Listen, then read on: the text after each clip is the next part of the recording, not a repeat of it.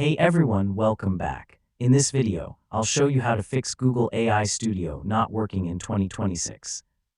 If Google AI Studio won't load, generates errors, or isn't responding correctly, this guide will walk you through the most common solutions step by step. First, open your web browser and make sure you have a stable internet connection. A weak or unstable connection can prevent Google AI Studio from loading or processing your requests. Next, refresh the page and sign out of your Google account. Then sign back in and check whether the issue has been resolved. Now clear your browser's cache and cookies, then reopen your browser and visit Google AI Studio again. Cache data can sometimes cause loading or performance problems. If the issue continues, try opening Google AI Studio in an incognito window or use a different browser. This helps determine whether the problem is related to your browser settings or extensions.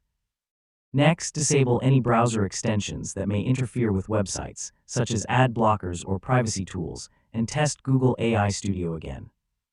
If you're using the API, double-check that your API key is valid and that you've entered it correctly in your application.